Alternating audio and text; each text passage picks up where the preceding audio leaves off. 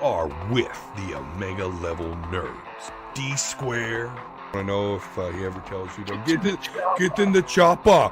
Get in it now. Come kill me. I'm here. J100. Her. Yeah, she was. I can holler at her. I gotta fight Cyclops and Wolverine to get that Jean Grey. Never mind, forget all that. I'm gonna hit up. Right, exactly. Jelly Rose. But I'm very, very looking forward to a Doctor Doom that does not suck. I'm actually looking forward to more figures since I do collect them. And Volsker. Naked. You know what's funny is I was about to say, could it be that Marvel Girl looks like she's trying to get Twitch viewers?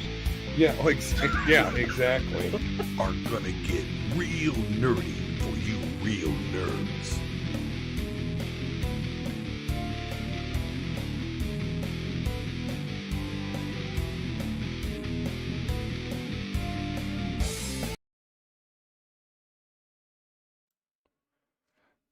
That's right, the Omega Level Nerds are with you. Come one, come all, the nerdiest stream of them all. I'm, of course, D Square. With me is J100. Jelly and Volsker are feeling under the weather tonight, so we wish, of course, Jelly a happy Mother's Day, along with my wonderful, beautiful, gorgeous wife, Omega Level wife. Happy Mother's Day, and to all you mothers out there. So, let's get right into it. We are going to watch, I'm sure some of you have seen it already, and if you haven't and you want to watch the actual YouTube version, go ahead and just search Marvel Phase 4. Let's go ahead and let's look at the Marvel Phase 4 trailer. That is just awesome in my opinion. I have yet to get through it without tearing up just a little bit, so we'll see if that holds true today. But let's watch this, and then me and my boy J100 are going to talk about it. Of course, big Marvel fans. So, here we go. Just a little bit. Just a little bit, that's right.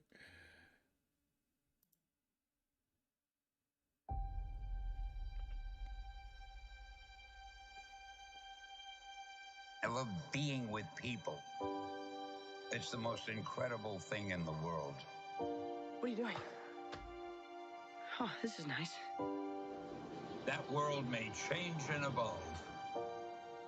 But the one thing that will never change, we're all part of one big family. We are Groot.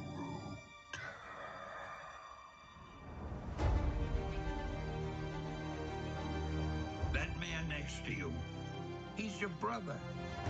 That woman over there, she's your sister. Higher, further, faster, baby. That's right. We're all part of one universe. Wakanda forever! That moves ever upward and onward to greater glory.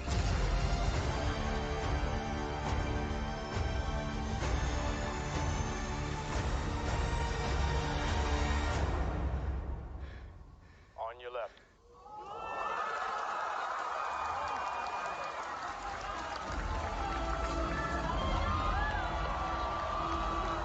Avengers!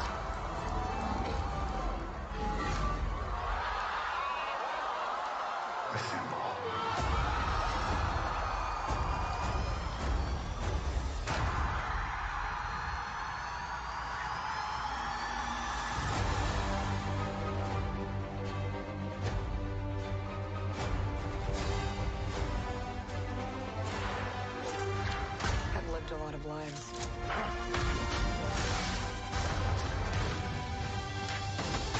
But I'm done running from my past. We have unfinished business. Who's we?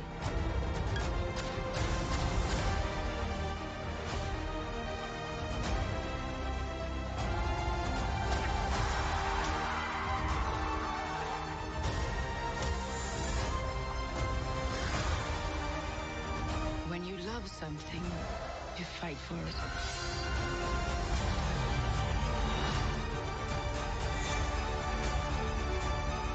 We're the ones who changed everything.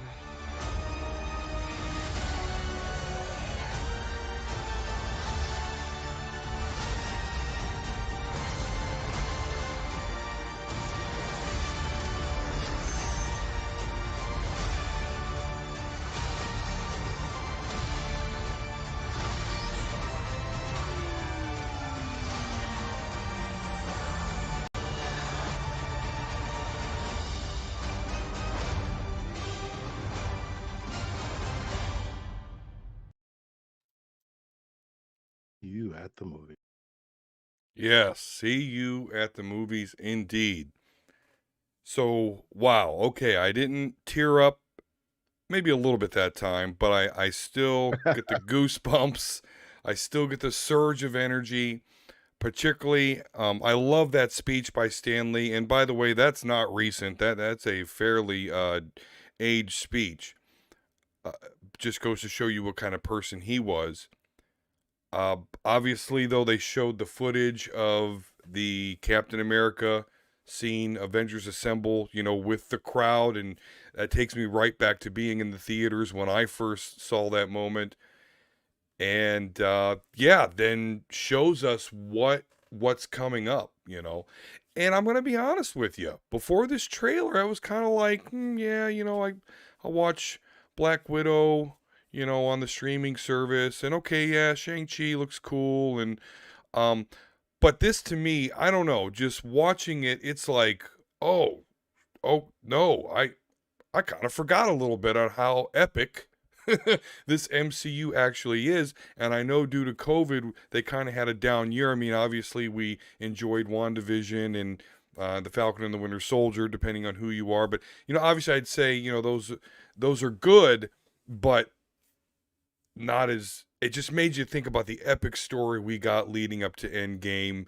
And it's like, yeah, I almost forgot. These are the people that did that. So I may have been a little razzle-dazzled by the Snyder Cut and other things.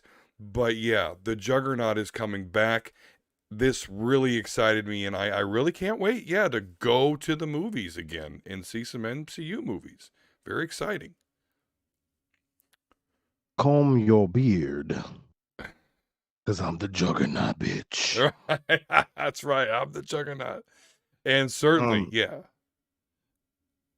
So I mean, we y'all must have forgot. That's another reference. Roy Jones. Yeah. When he was a rapper. Terrible, but whatever. Y'all must have forgot who Marvel was. I didn't.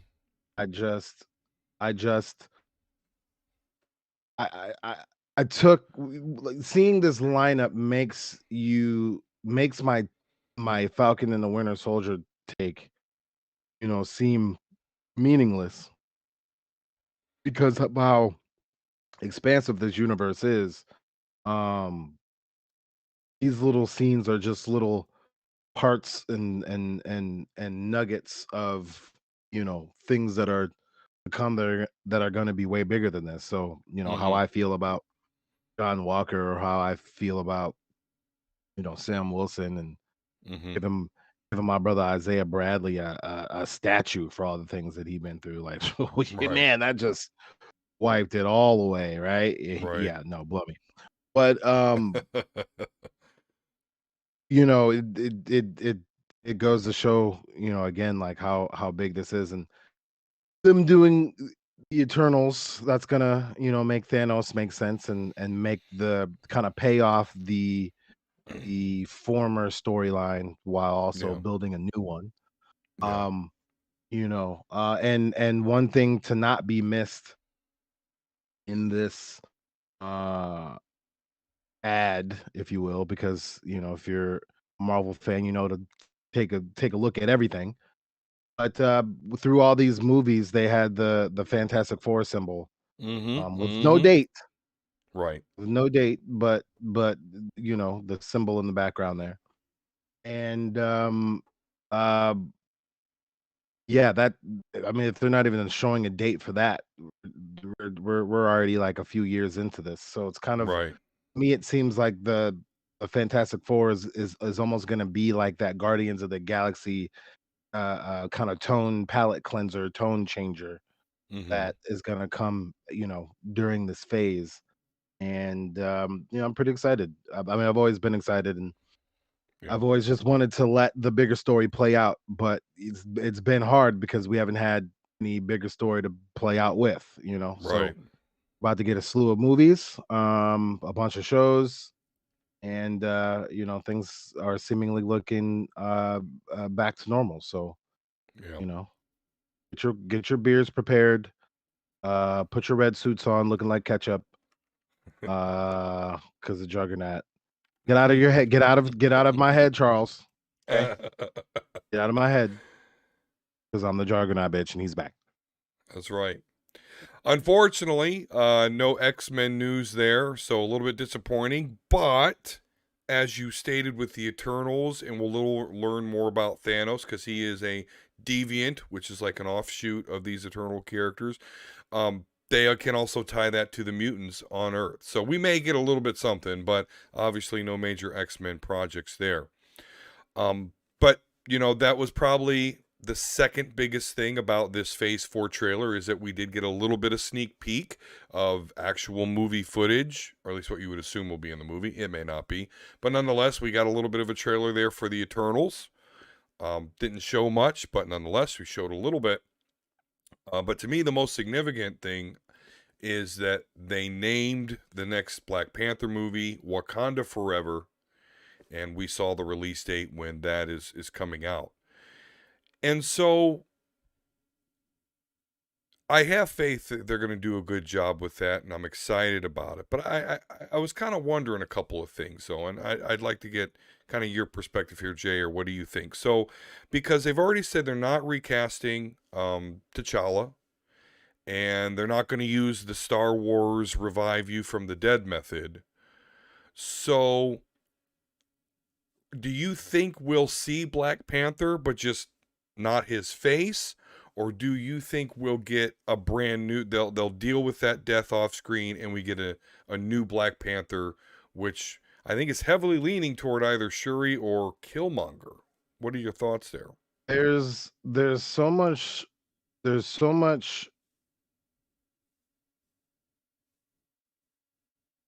time that has gone by for where we are in the universe that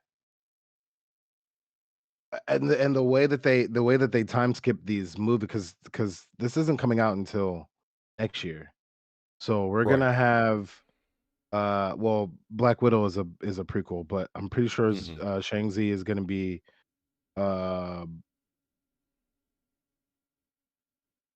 based after the blip. And all the rest of the other movies that are coming out this year, except for maybe the Eternals, are gonna be after the blip.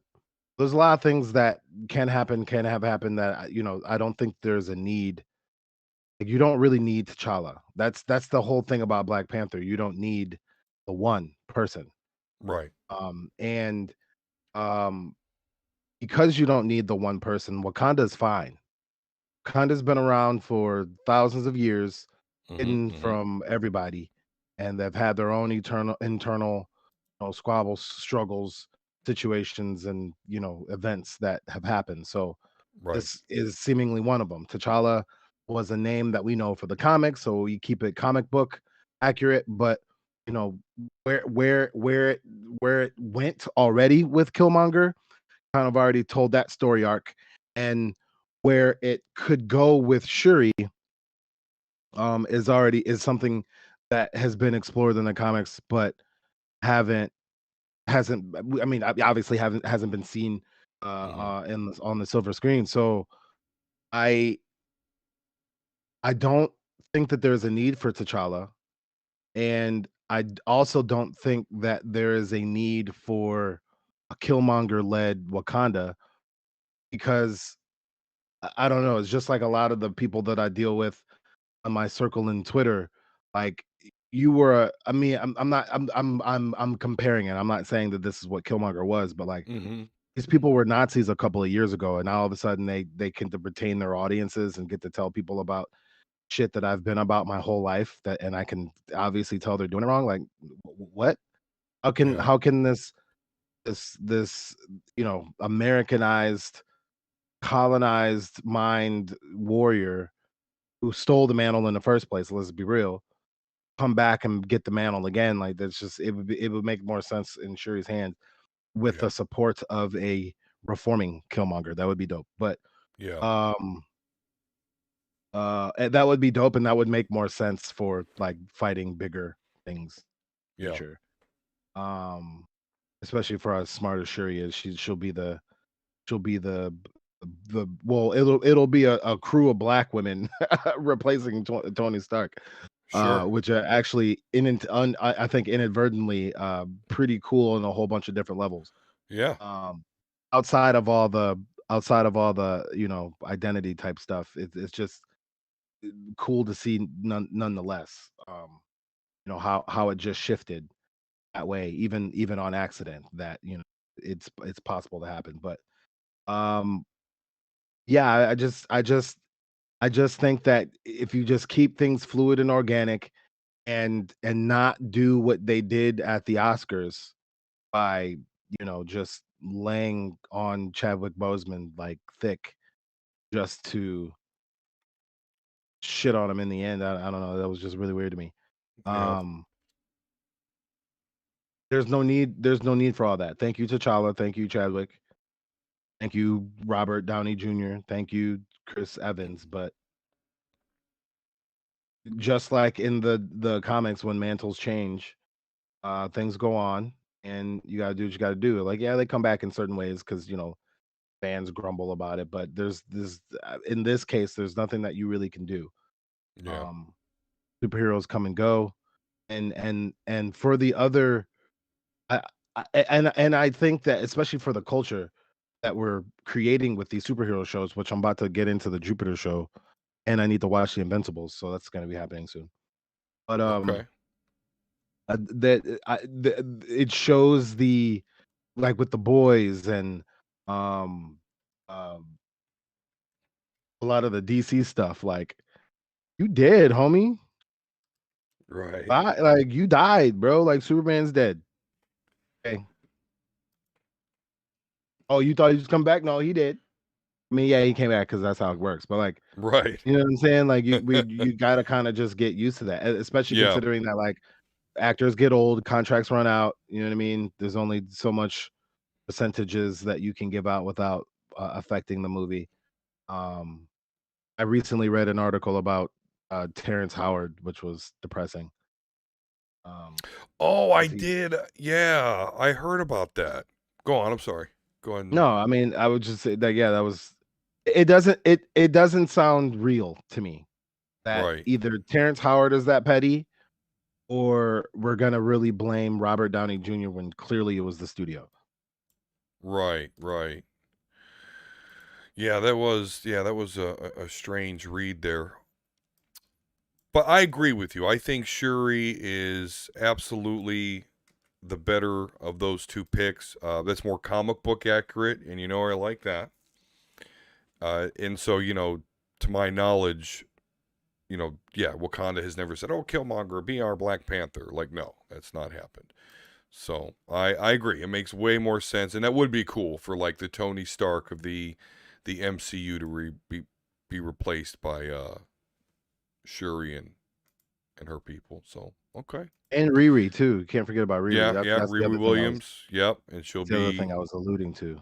Yeah. Yep. And then on top of that, when you think about Photon and the role that she's played, the role that she played in WandaVision, but the role that she would have to play, especially with her connection to Carol Danvers in the universe, Right. like it's inadvertently turning to a wokeism, but it's, I mean, if you want to look at it that way, but like it just organically turned into this black female led Yeah. shit, which I mean, I don't see anything wrong with, but you know how it's going to turn out. But that's what I'm saying. You got to watch the overall, and like it, Yeah. and then when you add Sam as Cap, like it literally just inadvertently switched by accident. Like all of this is an accident, but it's just turning that way just because it is. And any attempts to move away from it would be really obvious and disappointing. Yeah. Because if you're gonna brag and boast about Riri, well, who's Riri? If you're gonna have to replace T'Challa with Shuri, well, who's Shuri? Yeah, yeah. If you're gonna bring Monica Rambeau into this shit, well, Photon, and what Photon is basically Ms. Marvel. Ms. Marvel is probably one of the strongest here, like probably is the strongest Avenger out right now. Yeah. You know what I mean? Like, Yeah. I don't know what to tell you. you know, and then you bring Shang-Chi into it, you know, now we got some Asian representation. Yeah. So maybe this is what the goal was, but like it's not even it's not even like purposeful. It's not even like, okay, we No. need to make an Asian guy. No, that guy Right. already existed. Oh, we Exactly. need to make Monica. No, she already existed. You know what I mean? Right. Like it just fell into place like that. So um I hope they not necessarily like capitalize on it because that would be obvious too, but you know, black women leading things aren't is not necessarily an issue because I don't know if you know anything about most black households, but that's how the shit it gets kept together. I don't think that they tell you anything wrong. I think that a lot of people just don't listen to Big Mama, and then it gets them into trouble. So if we listen to Big Yeah. Mama, where would we be? Right. And I'm sure that happens in your families and households too. So it's not even just a black Oh thing. yeah. It's just so happens that you know these women that are the top of the game, Mm-hmm. some melanin. Yeah. No, I mean that was certainly my experience, and I wouldn't consider it wokeism myself. Although yeah, we joke about it because what the fuck does that actually mean? But all these characters are pre-established in the comics. The comics themselves are moving that way. Let's face it, they were predominantly white. I mean, let's look at the first Avengers. Let's look at the first Avengers in the MCU, right? You got Tony Stark, Thor, Captain America, Hawkeye, Like white, even white, your white, white, white. gods are white. Like damn, Right. like this motherfucker come from a whole Which, okay, a they whole started. different thing and He's still still looking right, like Ken Doll. Okay, all right. Well, right. Although there's and Valkyrie, it's but yeah, fine. she, Like overall, it's okay. It's just that when there is going to be an inevitable change, it just turned into something that I think needs to be seen anyway. yeah, yeah. Black women in positions of and with power. Well, I think that's all something that we're just, we want to see more of. And there's a legitimate argument when any of you talked about this representation, wanting to see a hero that looks like you, and they're few and far between up until recently. So I would agree that the MCU has gotten there much quicker than the comic books that took, decades to get from where everyone's white except for a few, and now we have a lot more to choose from, but still in comparison to white characters, it's still no contest. But they're counteracting that by highlighting those characters. And listen, there's nothing wrong. I mean, my characters are still there. The old characters in comic books that I used to read are still on the shelves. I can pick them up and read them anytime. So, I think it's a good thing, and I just think we're seeing the MCU do it much faster, but we're also seeing the MCU and the comics meld to kind of one thing. America Chavez, in the comics, she was from another reality, so she actually wasn't Puerto Rican. She was just kind of emulating someone from Puerto Rico. But now they're going to actually retcon that to where she is actually that nationality, so that it could be, another diverse character and not just like, because I've seen that. I've seen that on videos where like, she's not even that, she's an alien. So now, they're She's not actually an establishing. alien. She just Yeah, that's what he called her. I don't know why he did, because yeah, she's not an alien, but that's an exactly what he alien. said. Yeah, Ain't no Puerto Rico in his world. right. It's she from Yeah. she So from yeah, Lorasico. That's where she from. yeah. So it's great. I mean, I want everyone to have their representation there, and we don't have As long to as take the offense story to is it. good, There you go. it really doesn't There, matter. But exactly, exactly. well, I'll put it like this: as long as the story is good, it doesn't matter who the lead character is, but the lead characters like need to change. One, not only because like that just makes because of what viewpoints that galvanizes, um but also because it just makes more logical sense. Like if there were Hmm. powers in the world, they would be spread out. And that's why I kind of like My Hero Academia, because like overall at the end of the day, you have people whose powers make them look completely not even human anymore. You know what I mean? Yeah. So what race are they? It really doesn't matter. But there's all types of forms of representation in My Hero Academia that you don't even really recognize or realize until you really kind of in a really ridiculous way look at it, not the way that I do, but like just deeply, you know what I mean? I look Yeah. at things deeply. So I mean, it would just make more sense logically that things would be spread out like that. Yeah. So And if you have that in your media and your movies and your art anyway, then you're not gonna have to you're not gonna have to fight so hard to do it later. You did it already. yeah. Right. Exactly. And that's one cool thing that I really like about the Star Wars universe. I was watching, it's funny, they have this Star Wars like vintage, and that original Clone Wars minisodes are up there, and I watched through those. And it was just, Anakin was walking through Coruscant, and it was showing all the various people walking around him, and like each one of them is a different species, and it's just like, it's no thing. It's just, it is what it is. So that's something I think Star Wars always did a great job. And Speaking of that's something that as we were watching Ad Batch, which I guess we'll Right. get into next of segueing. Yes. So I'm not trying to get into that too much, but overall at the end of the day, I like to see the deep lore being shown now, because before you had to imagine the transition from the Republic to the Empire. Before Right. you had to just make up in your mind's eye what that is. And it's really funny, especially seeing Tarkin, and how they make it a point to say that he's anti-clone. Right. I mean, he's anti a lot of things, but that's the thing that's so funny to me. And I say this, and I guess this is like a segue into Bad Batch, if you Mhm. will.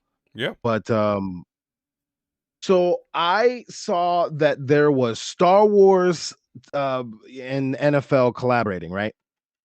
And before I spent way too much money on some other stuff, I was going to get this Star Wars Bengals shirt, and I was gonna get both. They have the dark side, and they got the with Vader and Mhm. I think it was Kylo and Darth Maul, and the mainstays, whatever. And then Right. the Rebel one had Luke and Leia and Han and whatever. But when you click it on the website, you know what the most popular one is? The Darth Vader one. Now, maybe that's because it's black and our colors are black and orange and not this weird, diarrhea light poopy brown color that the Rebels one was. You know what I mean? Like, Right. and maybe that's what it was aesthetically, but like I don't think people understand the plot to Star Wars. Like there are things about Anakin and Darth Vader that you can relate to, but if you relate to the Empire, you are a fucking like you are a Right. piece of shit. You have to be a piece of shit. You're seeing the transition right now, and the first thing was being anti-clone. The next thing after they got rid of the clones was aliens. Mhm. And if you Yep. know Yep. anything about the Empire was human Right. only, Mhm. except for Yes. Thrawn Right. and the Inquisitors. Right. Yes. But those were tools, means to an end. But outside of that, the Empire was human only. Space Nazis. And overall, at the end of the day, the clones were humans, Yes. technically, Yeah. right? Technically, we gotta give a justification to dehumanize them. Clones are black people, man. George Lucas knew what he was doing, man. Yes. I George agreed. Lucas was like, that's why I fuck with this shit heavy, and that's why again, especially when people are like, "Oh, I watch Star Wars," and I don't mean to do like my little litmus test. I don't mean to. Like I really want to have a conversation with somebody. Well, I mean, outside of here, right? I really Right. want to have conversations with people about this shit, because if you can understand how ridiculous shit is on Star Wars, then maybe it'll be a lot easier for me to make my points about the real world. And then, I don't even want to be taken seriously to make money or to get my audience or platform back. I just like really want to help do the things that make the world a better place. And like when I watch Star Wars over and over and over and over and over and over and over and over and over and over again, like all these things are just literally playing out the way George Lucas was showing it, because it was playing out the same way, 40 years ago when this shit came out in the first place, 50 years ago, however long it was. And yeah, it's just funny how things play out. So just like we were talking about how the people are, forgiving John Walker because he saved one busload of people who deserve to die. They romanticize a lot of people Vader. like the Empire and lie about it or and it shows. Right. And Vader himself is very interesting. In fact, we were going to talk about this in the news, but I'll bring it up now before we get into the full Bad Batch discussion. But it was revealed in Darth Vader number 11 that the Emperor showed Vader Exegol. He already had all those Star Destroyers built, but he also showed him he had Luke's hand and said that he could basically make whatever he wanted to out of Luke's hand, suggesting that Snoke was actually like a Luke Skywalker clone. But anyway, so that's the fate of Luke's hand, is in that little laboratory that we all saw, in the last movie. The Emperor actually has Luke's chopped off hand that he uses to like experiment and clone shit on. Secondly, the second thing we learned is he had this huge kyber crystal in Exegol that he used to like power all the Death Star lasers on these Star Destroyers. But in order to make a Sith kyber crystal, you have to make it bleed. So they've got this giant crystal and they're just causing it pain. It's a Star Wars. I don't know how you cause a crystal pain, but nonetheless, this is Sith. You shit. suck. Your room is never clean. Right. Your breath stinks. You need to shave your neck beard. You'll never get laid. Right. Just hurt him. Just give it to him. But yeah, and then eventually, once you've done that enough, it'll burst out and cry in this energy, and that's when like these big Sith bled red crystals are made.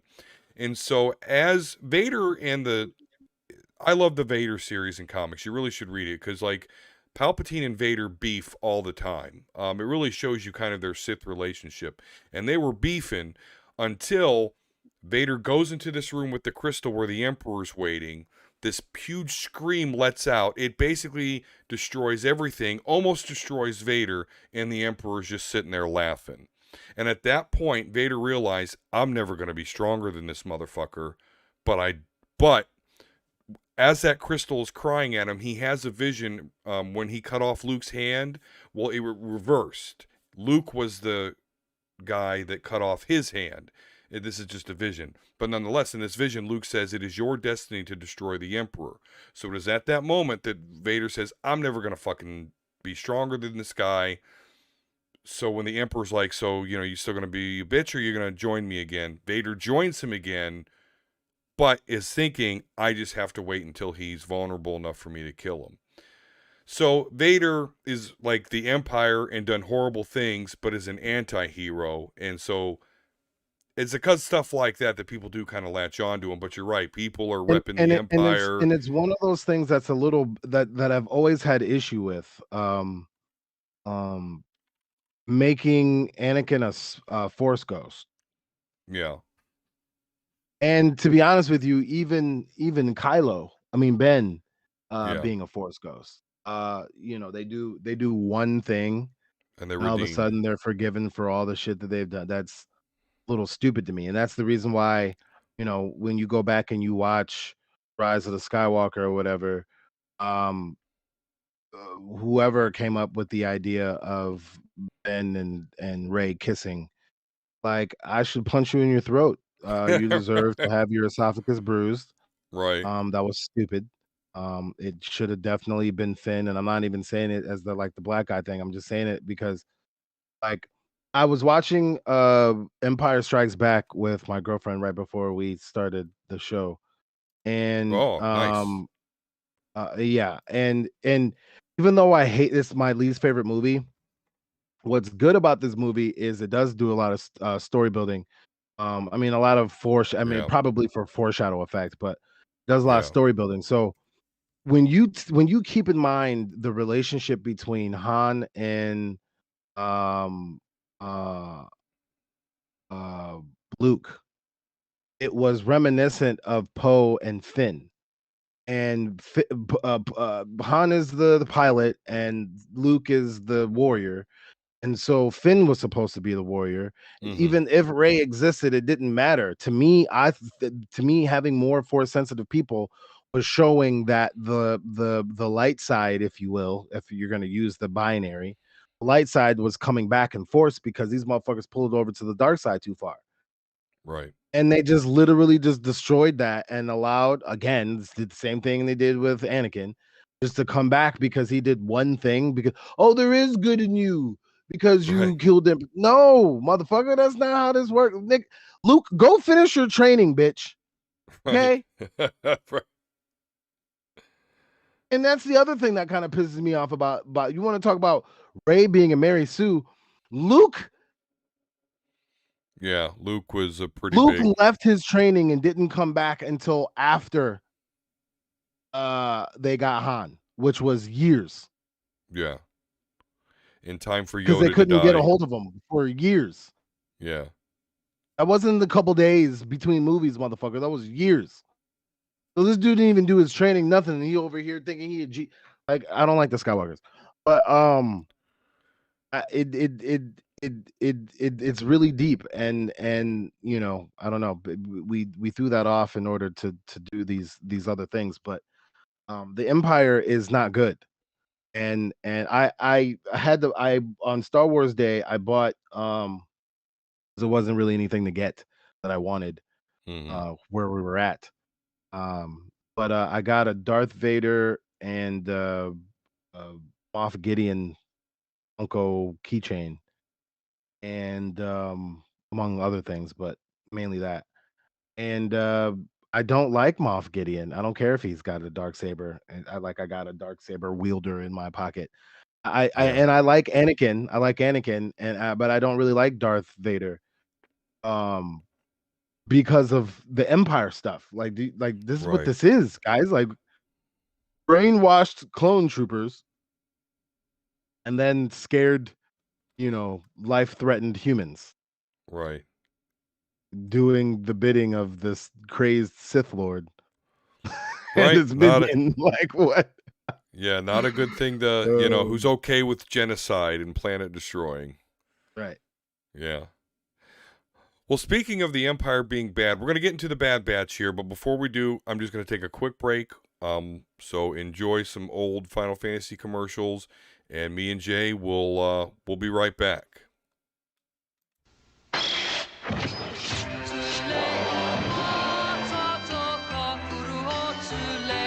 夢じゃないファイナルファンタジー6 4月2日スーパーファミコンで発売スクエア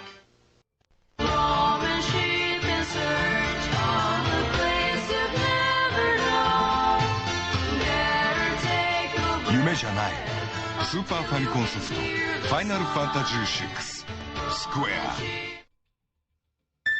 あ、ロックやっと会えたファイナルファンタジー携帯機完全移植計画いよいよクライマックスへファイナルファンタジー6アドバンスファイネストボックス当たる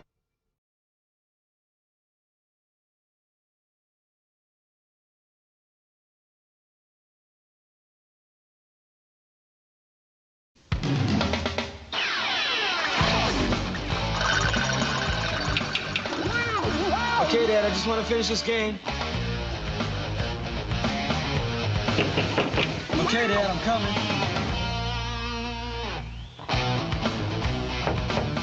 Yeah, I'm almost at the end. What happened to summer? Final Fantasy. Yeah, Game Boy. It ain't over till it's over. Chill out, Dad.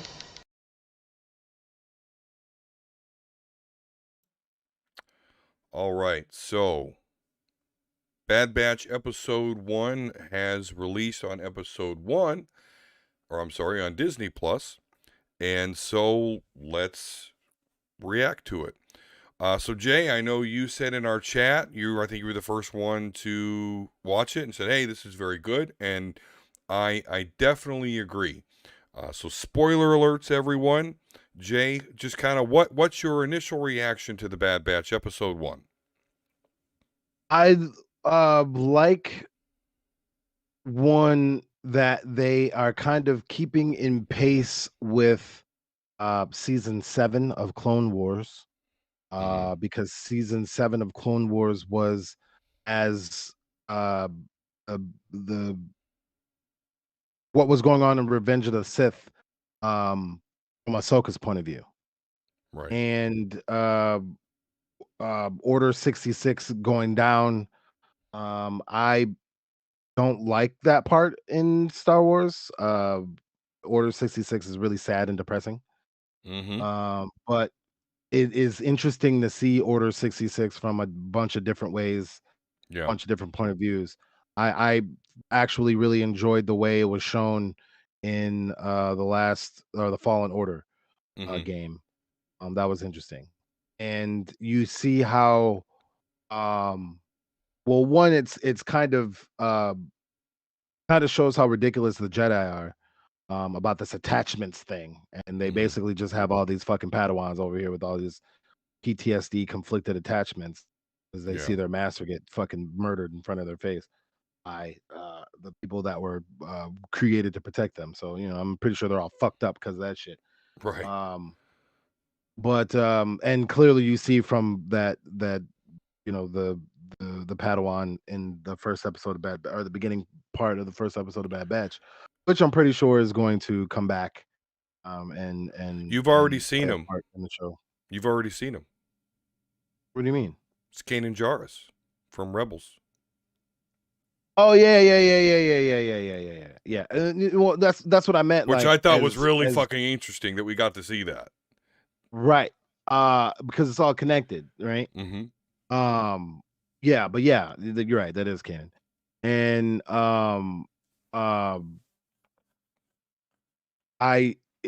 what I mean is it coming back to play a role in Bad Batch, like as far as what happens to them and where the story goes. But yeah, that'll be cool. Yeah, it's very interesting to see what goes down during Order 66 and how that all plays out and all that.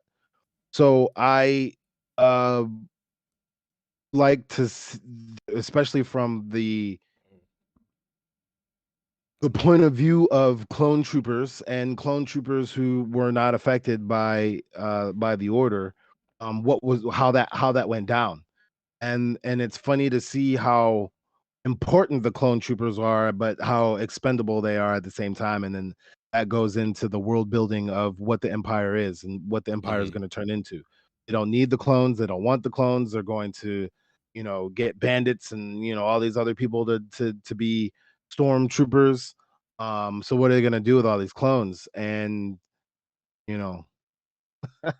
I guess if you put them on some murderous dummy missions all across the universe, right, that'll get rid of your shit real quick. You know what I mean? And especially considering that they're engineered to do what you say, how you say, when you say it. So that's gonna lay the groundwork for people, having to be forced to be a part of this empire in the first place. But the introduction of Omega, I think is interesting, and the second episode was more kind of like Clone Wars filler to me. It just the too many callbacks, and so when they do episodes like that, I kind of lose focus on the episode because the episode's not really there to teach you anything. It's there to just make you remember, oh shit, Clone Wars. Maybe I should watch that shit. Right. So more of my critique is on the or opinions or whatever thoughts are on the mini movie they showed us. Yeah. Of the first episode. But you were saying something about how people were tripping about Omega's gender. Yes. What do you mean? Explain that. Yeah, definitely. So on Twitter, where all good opinions go,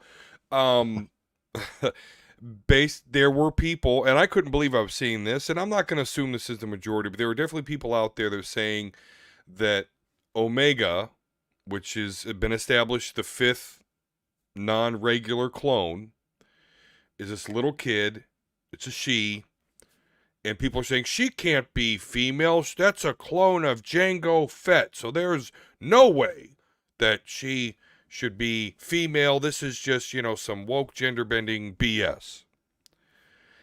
And that's really kind of an ignorant opinion on a couple different fronts. Because if you're a comic fan, then I would point you to X-23, Laura Kinney, the Wolverine, the female Wolverine that you saw in the Logan movie. Her name is X-23 because she is the 23rd attempt at cloning Wolverine. And the only difference is the fact that they just said, hey, let's make her female. Oh, look, that worked. So, okay. My second point is Omega does not look like Jango Fett at all. If anything, I'd have to say Omega is like a clone of the Emperor. Or Palpatine, whatever you want to fucking name is. So, yeah. But, yeah, it has caused controversy because Omega, people are assuming, unless I missed a line that specifically said this was a Jango Fett clone, they're saying that can't happen. No, they just said that she's a clone, and you can clone other people besides Jango Fett. Right. You can clone anything because they're Kaminoans, and that's what they do. Mm-hmm. So I don't know why they're not allowed to experiment with their own clones because they clone stuff. So I don't know. It's just a weird point of view to have. I didn't know it was that stupid. My bad.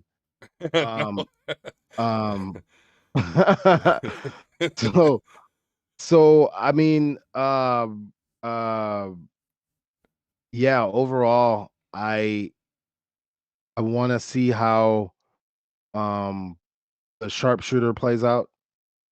Mm-hmm. Yeah. He's the one of the Bad Batch that the programming still persisted. Right. I forgot what his name was. Crosshair, I think. Crosshair, yeah, something like that.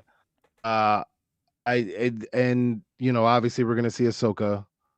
We're gonna see some beginning Empire stuff. I think we're gonna see Maul.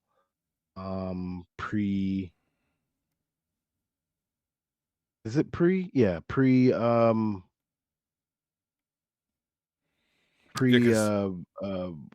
Mandalore. Right. Yep. So there's going to be, I don't know how many episodes this is supposed to have or how many seasons this is supposed to have, but there can be a lot of pre-Empire building. Yeah. That can be shown here. That can really put.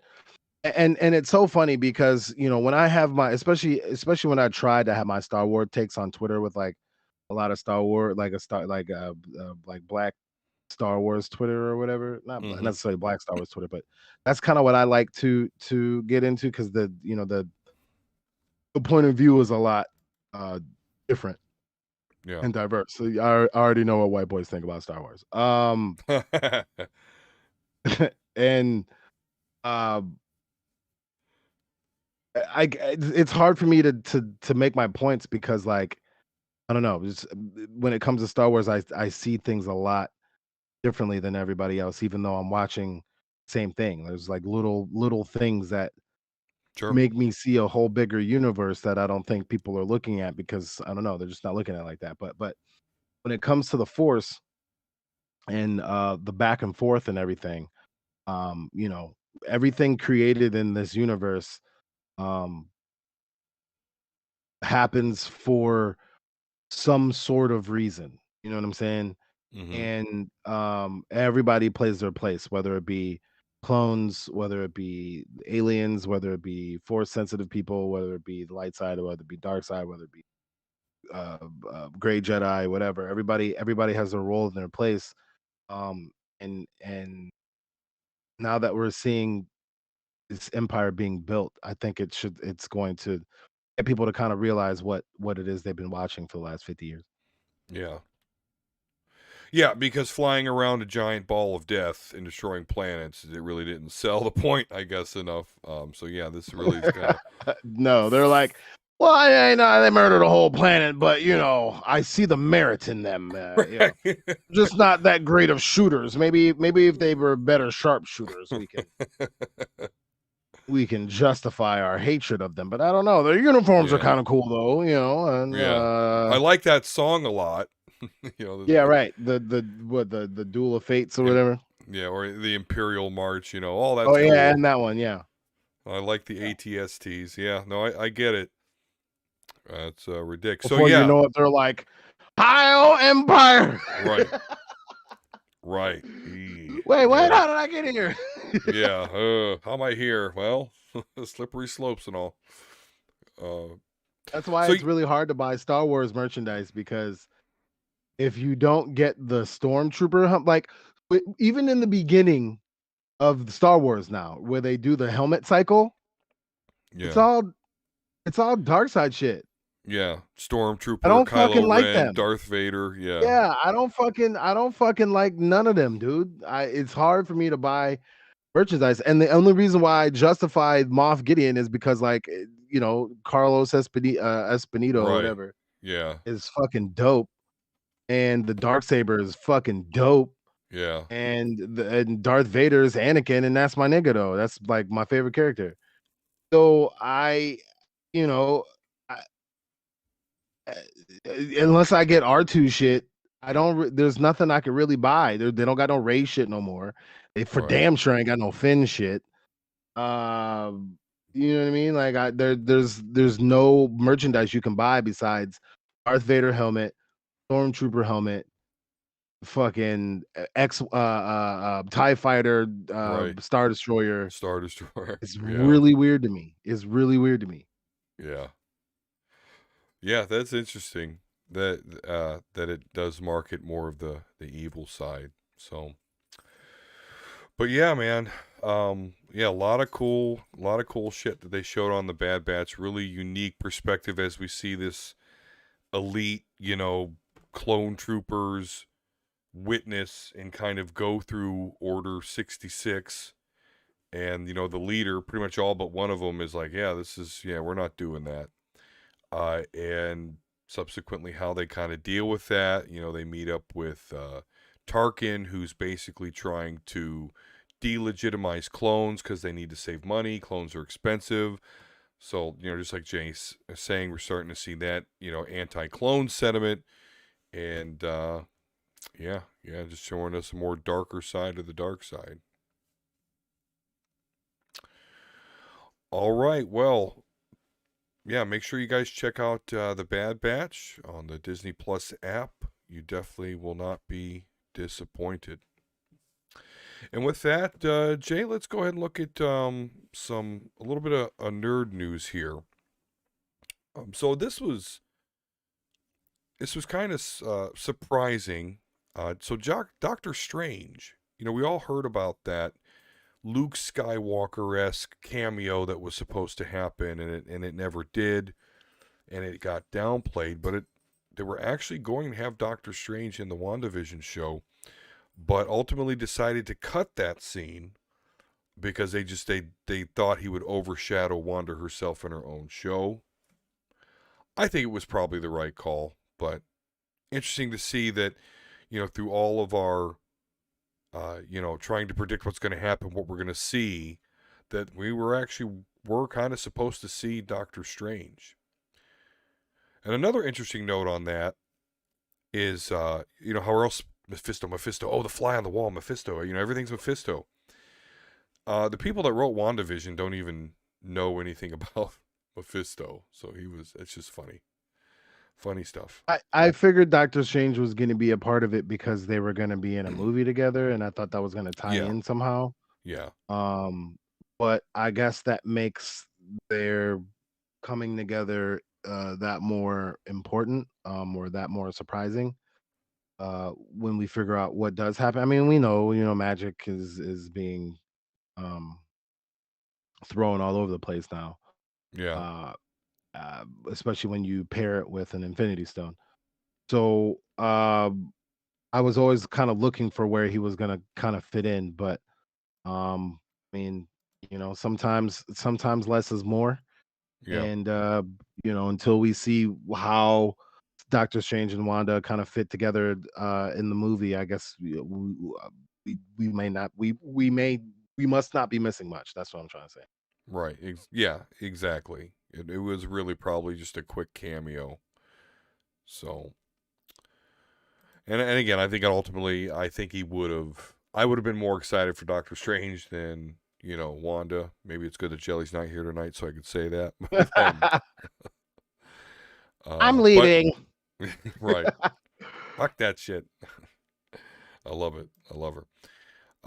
So yeah, we should have got Doctor Strange, but they called an audible. Here is a funny thing. Per cosplay, Kotaku.com, a Russian footballer wins a league and gets a medal dressed as Deadpool. So I'm always like seeing, and I'm always just excited, when I see how American comic book culture, well, and now of course augmented and amplified by the MCU, is really worldwide. And so FC Zenit won the Russian title yesterday. Players went up on stage after the game and got their winners' medals dressed in celebratory shirts. Everyone except for star striker Artem Dijubia, that is, who decided to get up there in a full Deadpool costume instead. So, funny. A lot of people are nerds. I think it's always fun and interesting to me to find out that, like, this football player is a gamer, or this football player likes anime, or Michael, Megan Thee Stallion likes anime. Like, bro, everybody like anime, bro. Y'all are just the ones being weird this whole time. I've been trying to tell people that, like, I'm not the one that's weird for liking cool things. Right. You're weird for poo-pooing the world and liking, like, the dumb. Like, I don't understand what you wanted them, what you were doing when I was having fun doing all this cool shit. Yeah. This has always been cool. I don't get it. And that dude said that he's got like a bunch of different costumes, Deadpool costumes. So, like, nerds is out here, man. We've been out here. That's and we all come in different shapes and sizes, and sometimes we play sports and win Russian titles, or sometimes we got big butts and we twerk them on camera and get paid that way. The love of Vegeta still is what's transcending here. Absolutely. Which is funny, Myles Garrett, who's on the Cleveland Browns, is a real big DBZ fan and overall nerd. So do you just not, like, is he not your favorite player because he's on the Browns, or?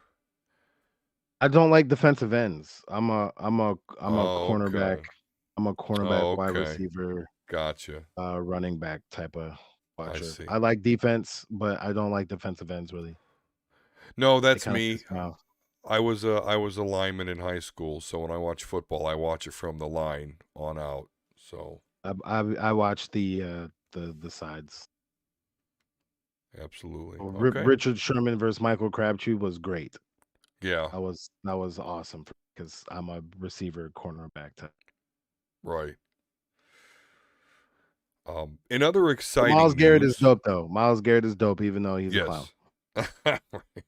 Well, good for that. He's going to be a Oh, and then you paleontologist. have a clown knee. Oh, that's a good joke. No. So, and this isn't really news because it already happened, but I'm definitely kind of excited about this. I'm gonna be getting this at some point. So, Baldur's Gate: Dark Alliance, one of my favorite games for the PlayStation 2.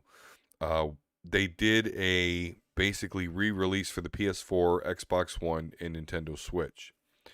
I know some people complained a little bit because Baldur's Gate is a multiplayer game, but in the PS2 days there wasn't a whole lot of online co-op, so it was a couch co-op, and it will remain a couch co-op. They didn't add any functionality, therefore no online play was added. It literally is just a port to a newer system, which I personally don't mind, but there was a little bit of complaint about that. But really one of my favorite games, so I'm going to be playing that at some point. So definitely excited about I never got into it. I don't know too much about it. It looks like It's like whatchamacallit? Diablo. Diablo, yeah. Yep. It's a lot like that. Absolutely.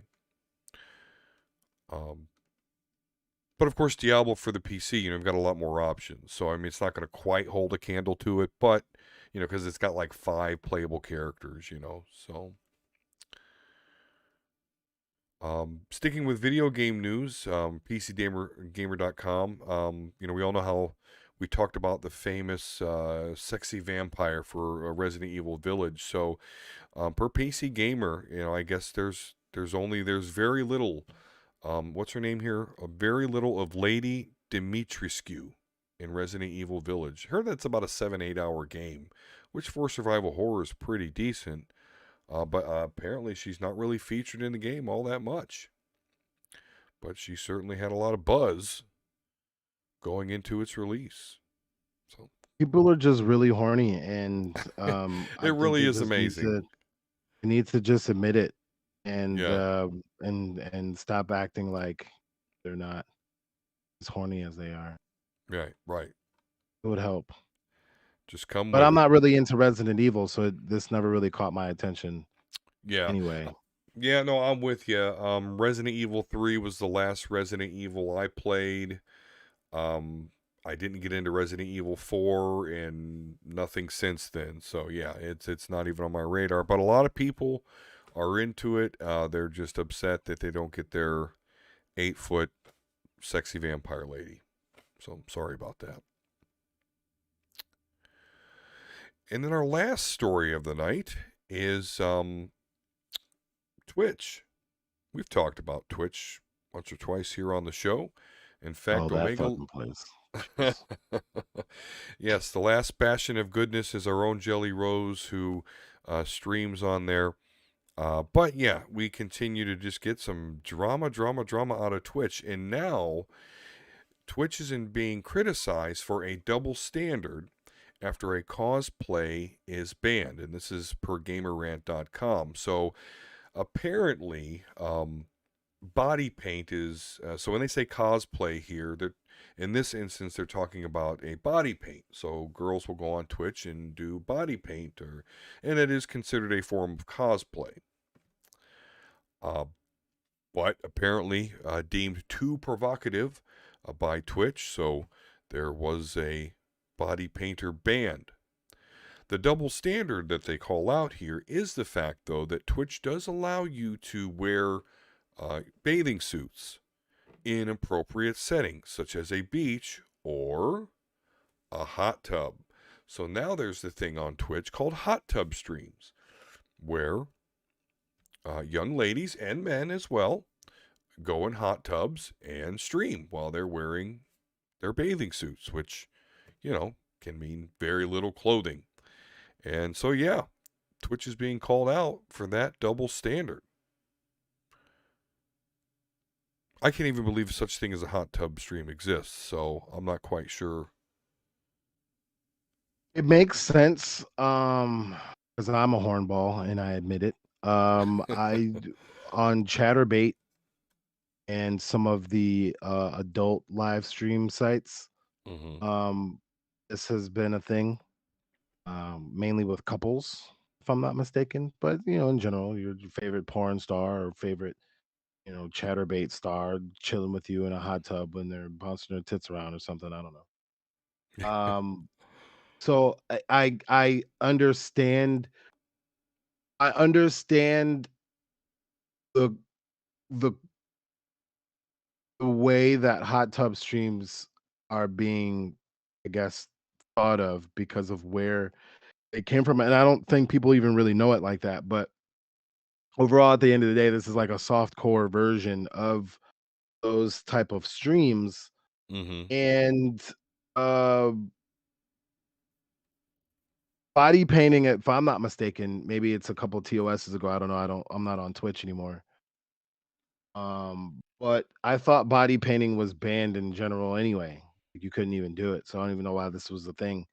So to consider it being a double standard, this is something that I thought was specifically, I could be wrong, but I thought this was something that was specifically banned from Twitch or a couple of TOSs or, on the TOS now.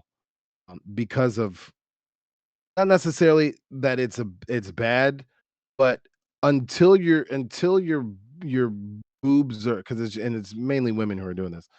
I don't really know of any male body painters, but um, until your boobs are painted, they're like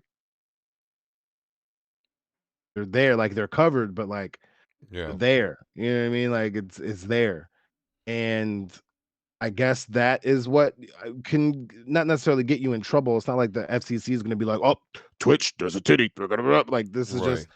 Amazon holding itself accountable. They just don't know how to hold itself accountable. So, um, me personally, when it comes to Twitch and their double standards I really don't care based off of my own experience with them.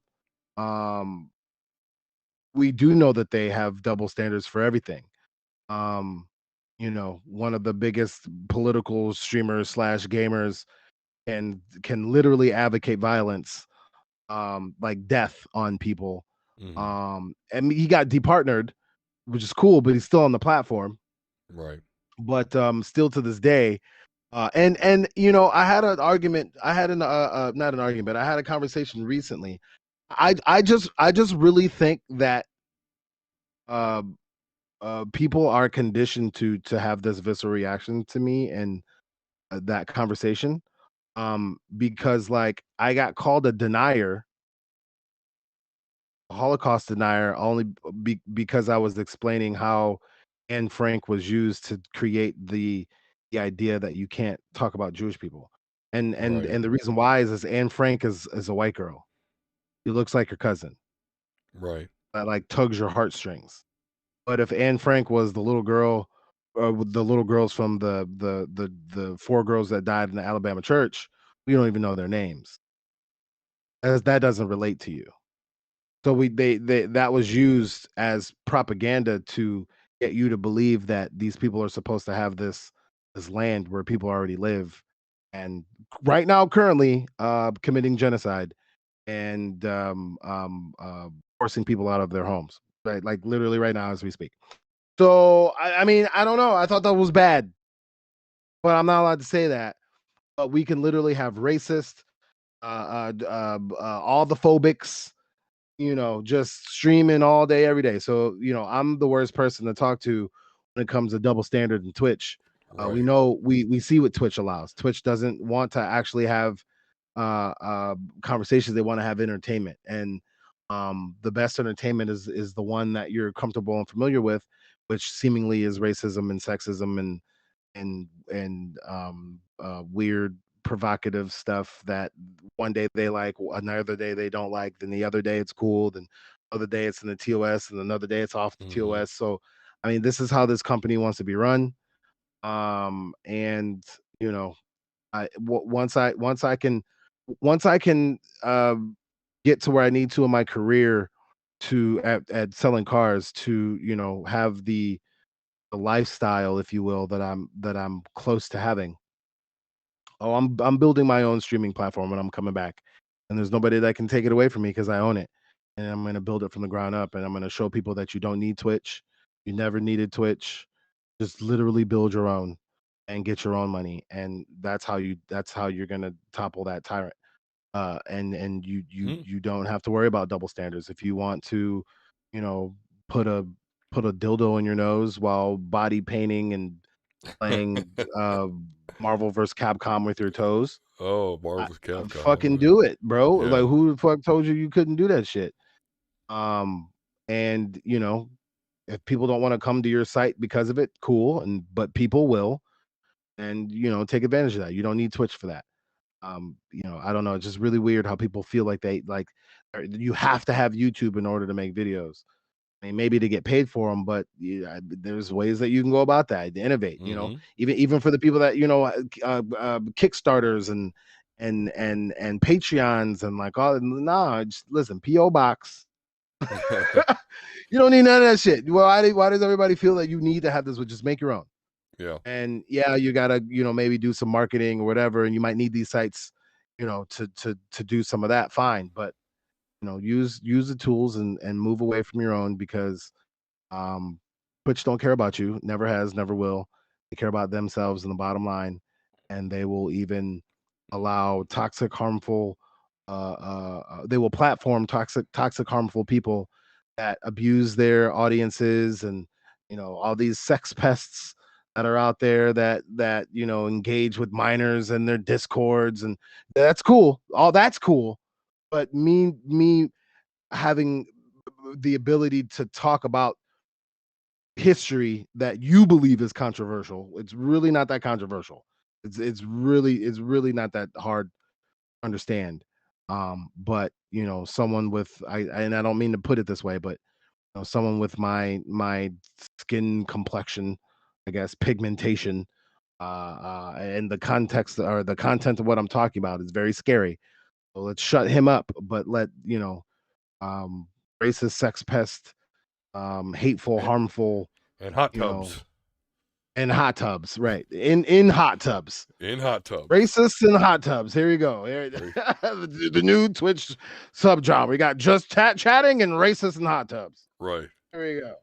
Yep. Yes, sir. So, yep, the world of Twitch continues to be just redonkulous. All right, well, there you go, ladies and gentlemen. Thank you so much for those that joined us on the stream, or if you're listening to this on the Apple Podcast app or Podbean, thank you very much there as well. Of course, make sure and follow the Omega Level Nerds Twitter, at Omega Level Nerds, if you're not already. You can also at me, at DSquare72 on Twitter. Follow me there as well. Of course, J100, right? Where can we find you, sir? You can find me on Twitter. I don't know. I'm random. I don't know. My Twitter feed is a bunch of fucking young ass trying to make the world a better place, but really don't know how to do it. Because we live in America and we just telegraph all our punches. And so it seems like I'm commenting on that all the time, but I try to do some gaming stuff, and I try to do some sporty stuff, and I try to do some horny stuff. Just all the facets of me. I'm on Twitter at J100, and that's really about it right now. I'm, like I said a couple of shows ago, or last show, I'm trying to come back in sort of a way, but I need to make sure that the place where the money's coming from is on point. So I got to figure out how to get that in line. But once that starts doing what it's supposed to do on a monthly basis, and it'll be way more than I need, I'll be back, and we'll do some stuff. But in the meantime, I'm just playing some games, trying to platinum some stuff, and try to be a boyfriend, a good boyfriend, because that's a new world that I'm into now. So all right, there's that. So hit me up on Twitter, because that's really all I got right now. All right, very good, very good. And make sure and check out superheroespeak.com, where you can find comic reviews by me. Of course, I'm going to have some more up there. I haven't had one actually in a week or so, but I'm all done with school now. So, yeah, definitely be getting some comic reviews up there on superheroespeak.com. And that's it, guys. Thank you so much. Until next time, peace and love, and we'll talk to you again soon.